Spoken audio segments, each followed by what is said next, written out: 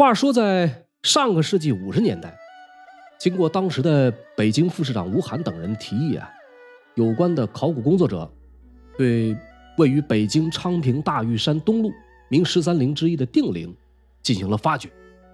遗憾的是，由于当时条件落后，出土的大批文物无法保存，随后10年又因为没办法保证恒温恒湿，大量的文物遭到不同程度的破坏。定陵发掘是中国考古史上的一大悲剧。定陵里面的主人就是明朝的第13位皇帝，年号万历的明神宗朱翊钧。有关这位万历皇帝众所周知的是，他在位48年，有30年不出宫门，不郊不庙不朝。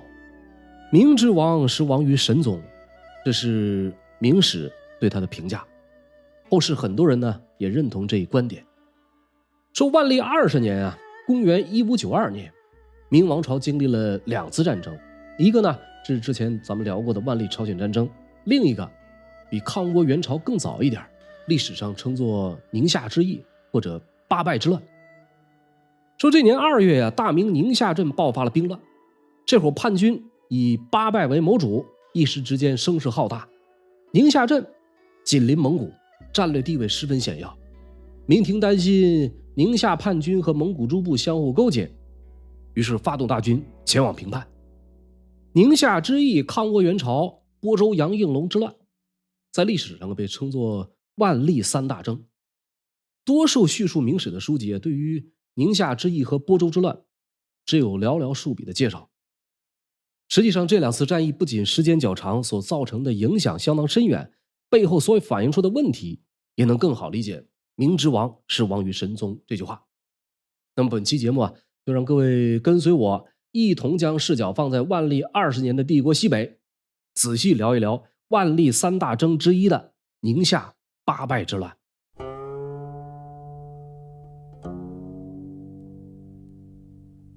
这八拜是个蒙古人，最初出现在历史舞台是在嘉靖年间。八拜在明蒙边境上干一些盗抢马匹牛羊的无本买卖，积累了一些财富以后，他就投奔到了蒙古黄吉台部。而黄吉台认为八拜狡猾悍勇，很是忌惮，找了个借口杀光了八拜的父亲和兄弟。八拜本人藏身在一处水草里边，幸免于难。此处不留爷，自有留爷处。蒙古这边待不下去了，他就带着一些部下投降了明朝。明朝当时的宁夏巡抚王充古接纳了他。这之后八拜不断收充家丁，逐渐就组成了一支2000多人的武装力量。八拜凭借着这支家丁武装，掉过头来帮着明朝打蒙古，而且对待同族他是极其凶残，遍杀老幼，尽驱牛羊。蒙古人逐渐对八拜深恶痛绝，又心存恐惧，以至于宁夏边境300里之内找不到蒙古军队的踪迹。有那个孩子说晚上哭闹的，这个大人就告诉说八拜来了，孩子立马就能止住哭泣。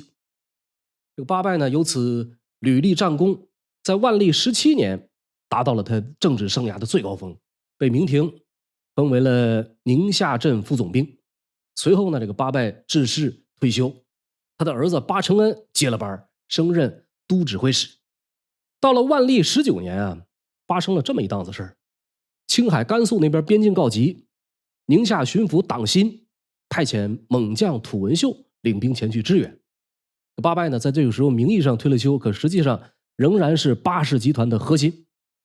他认为土文秀缺乏独自领兵的经验，于是越过巡抚党辛，直接找到经略郑洛，毛遂自荐，以所部3000人请命，并得到了郑洛的许可。他这边是立功心切，越级请命，很快就引来了巡抚党辛的不满。八拜过后向党辛请求更换一些老弱的战马，党辛明明有马，就是不给他换。这是八拜党辛矛盾的开始。转眼这八拜领兵平叛回到宁夏，有人举报他冒领军粮。经略郑洛对这种事情司空见惯，采取了冷处理。但是党辛不肯善罢甘休，抓住这小辫子不放。这个时期呢，八拜是有骄纵之心，没有骄纵之实。他想要努力修复和党辛的关系，听说了党大人啊索要树瓜的种子，八拜呢连忙派人送去，但是党大人嫌瓜不好，直接把送瓜种的人给杖杀了。八拜猜想呢，这个党辛可能是想要钱，又派自己的义子啊给党大人送去白银500两以及皮货若干。党辛是抽风连带缺心眼儿，把这俩人打了一通，又给关了起来，仍然要继续把冒领军粮的事儿追查到底。八氏集团由此啊渐渐开始对党大人怀恨在心。这党辛啊是山东益都人，今天山东青州一带。万历17年，他被提拔的巡抚宁夏。张居正在活着的时候啊，对他的评价是有小才、克而且暴。宁夏之役的前夕，党辛在作死的道路上，将他的刻薄寡恩发挥到了极致。除了和八拜产生了尖锐矛盾，其实党大人对普通士兵同样极其的苛刻，一味的严刑峻法，捎带着故意克扣粮饷。万历19年年底，党辛下令要求士兵们将最近2年所欠的棚和银、肉赃银一次性缴清，如果交不齐，就要从月粮中扣除。同时呢，他又找借口拖欠士兵的冬衣布花、草价银。说党巡抚这是一种什么行为呢？朝廷啊历来有规定，军队里面遗失损坏公物的要定额赔偿，党巡抚呢就相当于让人把拖了2年的赔偿款一次交齐，不交齐就要扣发工资，同时呢还习惯性的拖欠取暖费等等日常补助。他这些行为啊引起了兵丁们的严重不满，甚至出现了一些秘密结社和地下活动。军卒之间啊私底下开始谋划兵变，兵丁里面有个叫刘东阳的，对党巡抚极度愤慨，意见很大。同时呢，这个人又在部队里边有一定的威望和领导才能，于是他就纠结了80人，秘密集会，准备围攻巡抚，暴力讨薪。这80人当中啊，另一个关键人物就是八拜的儿子八承恩。这时候的八承恩啊，已经是宁夏副总兵，基本上相当于宁夏战区副司令。这个刘东阳是下层兵士，八承恩是上级军官。我们看，至少在这一时期啊，党辛做人很不成功，在自己的辖区从上到下把人得罪了个遍。八氏集团和谋乱的士兵取得了联络，一场兵变已经在所难免。刘东阳等人很快有了打算作乱的迹象，街头巷尾流言满天。有军官提议给士兵们发放饷银，稳定军心，党巡抚依然我行我素，置之不理。到了万历20年2月25啊，在刘东阳等人的授意下，这些兵丁聚集起来，讨要所欠的饷银。遭到拒绝以后，在2月28这一天正式爆发了兵变。愤怒的士兵们啊，蜂拥上街，他们号召大家都穿上铠甲，一起起事，不服从就直接杀头。形势呢，开始渐渐朝着难以控制的方向发展。人们抓住总兵张维忠，冲到罪魁祸首巡抚党辛的住处，细数党辛的罪状，便砍了他的脑袋，还肢解了尸体去喂狗。杀掉党辛以后，闹事者并没有罢休，他们开始收走官衙的印信，关上城门，打开监狱，抢夺公私财物，烧毁公署民房。一时间宁夏城里啊是火光冲天。除了纵火劫掠，这伙乱兵到处搜刮钱财，强抢民女，甭管是大姑娘小媳妇，见人就抓。于是哭声震地，无数的无辜百姓投水上吊自尽。这场兵变在这之后愈演愈烈，最终呢成为了一场规模浩大的边镇叛乱。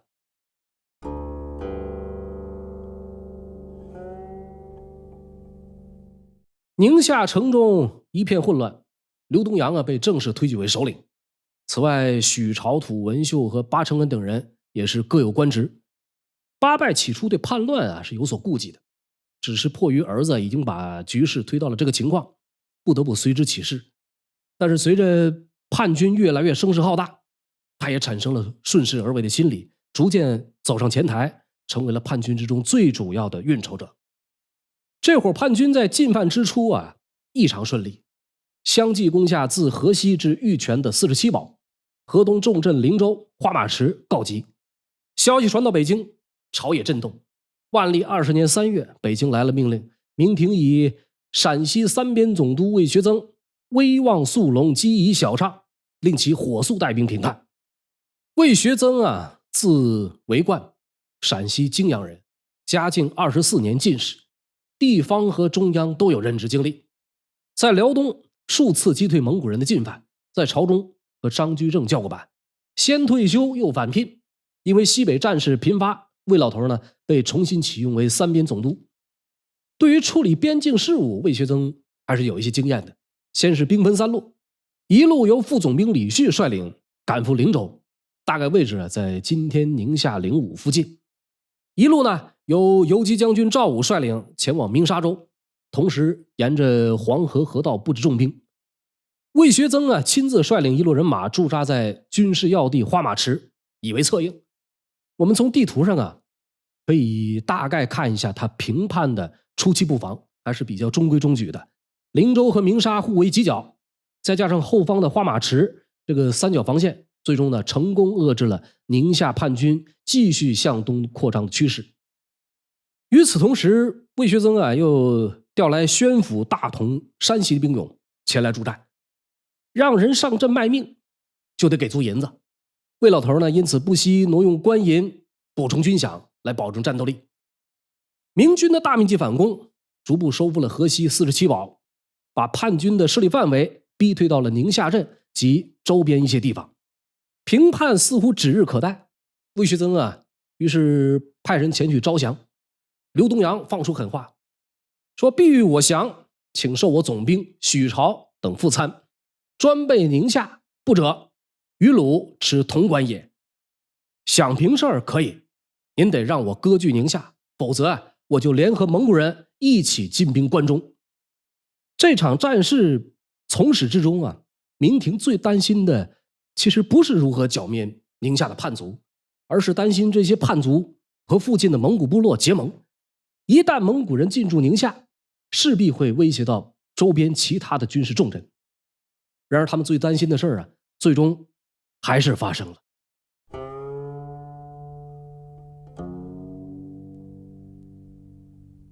叛军里边八拜是个老谋深算的人，他知道叛军的实力十分有限，很难再持续作战，于是派遣使者向河套地区的蒙古部落求助。八拜向蒙古人许诺了重金和城池，获得了蒙古卓力兔部的支持。这样一来，蒙古势力牵扯进来，叛乱的情况就更加复杂，总督魏学增的平叛压力也越来越大。八拜试图趁着蒙古军队的到来对明军予以反击，他派自己的义子巴云领着蒙古人去攻打平鲁，自己率一支军队与土文秀向玉泉进攻。平鲁之战中明朝守将萧如勋奋勇力战，力保平鲁城池不破，并设伏射杀了巴云。与此同时游击赵武也坚守玉泉的城池，副总兵李旭随后率援军赶到，这个叛军们最后只能退去。时间进入4月，甘肃巡抚叶梦熊派遣总兵麻贵、牛秉忠率1000多苗兵前来增援。1000多苗兵人虽然不多，却十分骁勇善战。总兵麻贵也是一代名将。明军再次向宁夏发起进攻，叛军败退入城，开始坚守不出。这个宁夏城高大坚固，明军多次攻城不能成功。这八拜同样不白给，趁着官军把注意力都放在宁夏，让巴承恩协同蒙古人一边在延绥、榆林周边袭扰，一边截击了明军运粮部队。就在双方焦灼之际，朝中开始议论纷纷，有人进言魏学增顽寇误国，要求将其罢免。而这个时候又恰逢日本大举入侵朝鲜，危及辽东地区，局势紧张，这就更加要求宁夏的战事必须速战速决。垂坐朝堂的皇帝永远是耳根子最软的人。万历皇帝下旨免了魏学增的官职，命其仍在军中戴罪立功。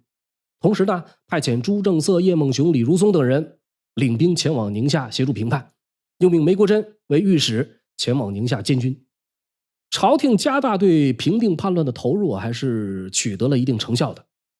叶梦熊领军到达以后，明军随即发动进攻，这一战呢几乎破城，差点生擒8败。不久呢，御史监军梅国珍协同提督陕西讨逆总兵官李如松也率大军到达宁夏。李如松我们之前是都有介绍，这是辽东名将李成梁的长子。梅国珍其人，湖北麻城人，字克生，号恒襄，万历11年的进士。打小是雄杰自喜，善骑射。说魏学增魏老头啊，此时已经被免了职，但是平叛的任务却没有免。明军随即呢又发动了3次进攻，叛军是以死相守，战斗过程十分惨烈。尽管没能取得胜利，但是这个时候明军的优势已经十分明显，城内叛军士气低落，叛军的首领之间也出现了裂痕，他们已经没有反击的力量，只能是坚守城池，等待蒙古军队的救援。可是这会儿呢，明军阵营里面御史监军梅国珍和魏学增之间也产生了较大的矛盾。这俩人啊都是文官出身，也都具有一定的军事才能。魏学增作战经验比较丰富，对宁夏的情况更为了解。梅国珍对宁夏战役的态度是比较激进的，他主张力战。还没有来到宁夏的时候，梅国珍就对魏学增很有看法，认为他的这个决策不够果决，以至于没能迅速解决战斗。二人意见不合，出现矛盾其实是在所难免的。两个人性格上呢都很倔强，互不相让，各执一词上奏朝廷。魏学增让皇帝命令梅国珍闭嘴，必须服从自己的统一安排。梅国珍呢则实名举报魏学增治军不严，隐瞒军情，刀刀都往要害上捅。朝中指责魏学增的言论，这个时候也是此起彼伏。事实上，叶梦熊、梅国珍、李如松等人率军陆续到来以后，对宁夏城进行了一系列的攻击，也都没能攻克。那么就在这个档口，蒙古铁骑大举来犯，和明军在沿河地带进行了激烈的战斗。最终呢，在李如松、麻贵等人的力战下，成功将蒙古军队击退，甚至追击到了贺兰山。李如松和麻贵都是将门虎子，在后来的朝鲜战场立下大功，剪除了叛军最强有力的支持。这次宁夏平叛终于出现了一丝曙光。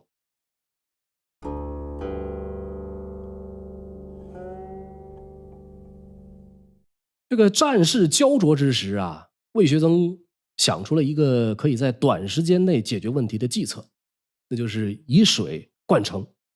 宁夏镇城就是今天的银川，东北地势低洼，距离黄河很近。如果能把黄河水也来灌城，叛军必然不战自溃。这方法呢是取得宁夏战役胜利的捷径。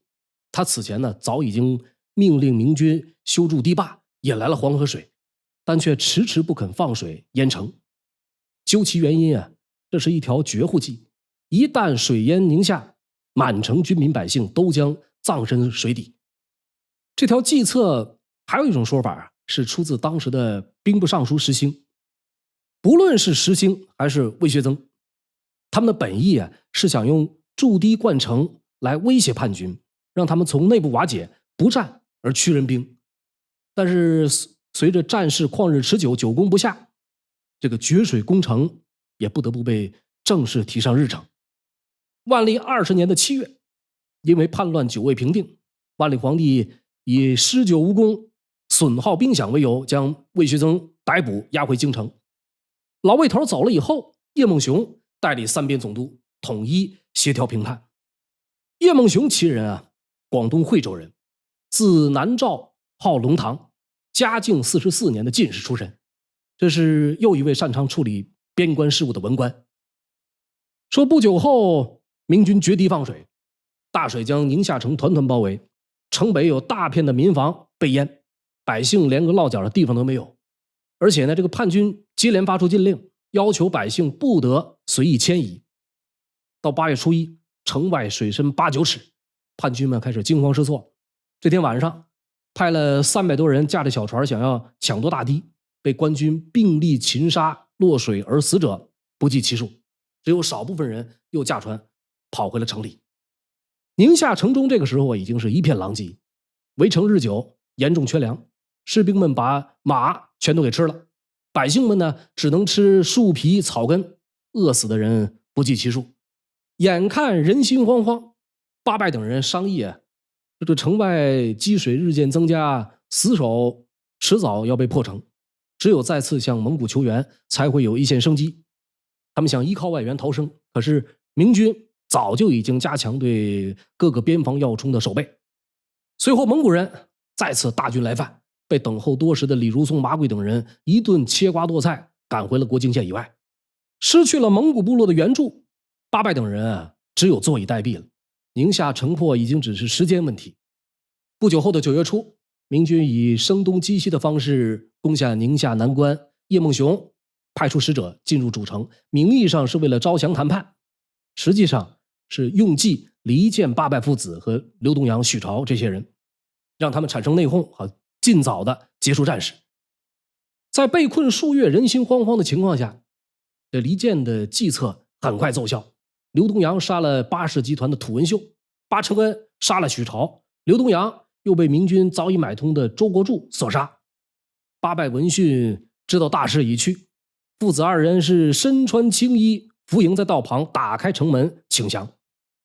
李如松随即领兵进入了宁夏主城，象征性的赏赐了一些财物，随后飞马奏报里叶梦熊，请示如何处理。叶梦熊从灵州赶到宁夏，下令尽诛败党及降人2000。于是李如松擒获八承恩，又派兵包围八拜的府邸，八拜仓皇自缢，全家自焚而死。李如松将降人尽数杀死，并把尸骨垒起一座金棺，八承恩押送北京凌迟处死。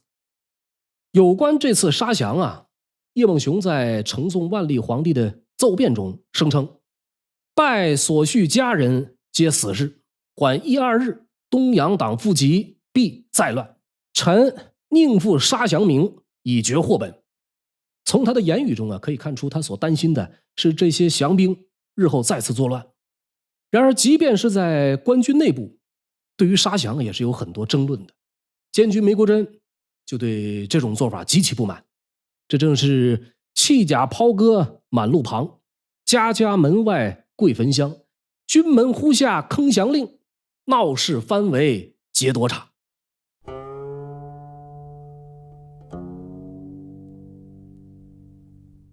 宁夏战事结束以后大家论功行赏，李如松居功第一，其他人也是各有封赏。而此前苦苦坚持5个月的魏学增则被一纸诏令削职为民。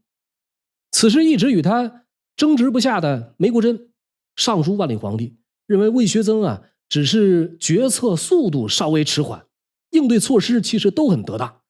还说我当时写奏章要求罢免他，也是为了激励前线将士，他实际上是被冤枉的。如果不能给他平反昭雪，那我这辈子骂名算是背定了。万历皇帝对他们这些大臣打嘴仗的事情一向是很烦，起初并不同意，后来呢还是免除了魏学增的罪责，让他在总督的位置上退了休。只可惜这位年近70的老人经历了这样一番折腾以后，在家没2年就去世了。梅国珍作为这次战役的指挥官之一事后对这次战争做了一些客观分析。他认为明朝初期敌人是年年来，边境士兵就随时准备打仗，部队虽然打仗辛苦，却不曾被官员们克扣军饷，严重剥削。到后来呢，跟外族议和，不再随时备战了，部队的士兵虽然被克扣剥削得很严重，但是却没有了天天操练的辛苦。到了现如今，这个士兵们既要面对被剥削克扣，又要天天操练备战，有苦没处讲。这样部队的士兵和朝廷的矛盾只能是日益尖锐。这番言论其实只是爆发这场叛乱的一个方面的原因。宁夏之役短短8个月，却让明朝政府消耗了巨大的财力。明史中记载前后花费躺金200余万，再加上之后的抗倭援朝和杨应龙之乱，万历3大征啊，几乎花光了自张居正改革以后的所有国库积蓄。而回过头来看这个宁夏8败之乱，这场战争的爆发啊，并非偶然，它是多种原因交错综合作用的结果。首先是制度上的原因，明代中叶以后，武官的地位渐渐无法和文官相提并论，几乎所有的巡抚、总督全部由文官承认。我们前面提到的党辛、魏学曾、梅国珍、叶梦熊，全部都是文官出身。这种政治制度使得文官的权力不断扩大，文尊武卑，以文治武，这就必然会产生不平等。文臣每凌驾于武臣之上，颐指气使，而武臣呢，则不甘心屈居文臣之下，这就造成了文武官员之间矛盾越来越尖锐。再有一个呀，家丁武装的广泛存在，也在这场变乱中起到了重要作用。明代的这个家丁具体到底是什么时候出现的，没有相关记载。最晚啊，应该是在正德年间开始有将官招募家丁。嘉靖以后，家丁武装迅速增加，他们的报酬呢，往往比普通的士兵多出好几倍。当时的名将于大猷、李成梁、刘听等等都有自己的家丁，而且作战往往依靠这些人出死力。我们看八拜在投降明朝以后，也养了一支家丁武装，这支军队呢，最后恰恰就成为了兵变的核心力量。有了以上这些制度上的原因，再加上一个党辛过分苛刻，导致上下失和，最终就爆发了兵变。而如果我们把万历20年的宁夏兵变放在整个晚明历史之中，会发现宁夏兵变、抗倭援朝、杨应龙叛乱，尽管几乎都是在同一时间发生，但是由于有张居正改革打下的良好基础，明朝最终啊依靠这些取得了一定程度的胜利。不过在胜利的背后，一些军政体系存在的严重问题也渐渐凸显出来，而且越是到后期越是失控到无法收拾。以文治武此后一直没有得到有效改观，家丁武装更是无法废除。相反的，在明朝后期战争中，将领们对家丁越来越倚重。吴三桂有夷丁突骑数千，尤为凶悍，敌望之则遁。荆州参将沈挺之，他的家丁罗进忠在和农民军作战过程中，跃马弯弓连射之，应弦而倒，贼众披靡。甚至连朝廷也对家丁武装是极为依赖。这种做法的弊端呢，非常明显。顾城先生啊，就曾指出说，家丁制度是明朝后期军政败坏情况下出现的一种畸形产物，它标志着官军由维护整个地主阶级统治的力量，蜕变为将领们谋取个人私利的工具。从长远来看，家丁制度导致了明朝军事机器的腐朽和衰退。万历3大征中的宁夏之役啊，尽管只有几个月，涉及范围也基本上只在宁夏附近，但是在造成极大的破坏和消耗的同时，也明显暴露了明朝军政体系的弊端，极大的削弱了宁夏镇的防御功能。而明政府在这之后呢，仅仅是做了一些封赏抚恤的表面功夫，更进一步呢，也不过是充斥军备，防患降虏，淘汰老弱病残，加强防备，压根儿就是治标不治本。战后的狼烟啊，渐渐熄灭了，但是衰败的趋势已经无法挽回，并且逐渐形成了新的动乱的根源。好了，感谢您收看收听烽火招东南。如果喜欢我的节目，欢迎订阅我的频道。本期节目到此结束，我们下期不见不散。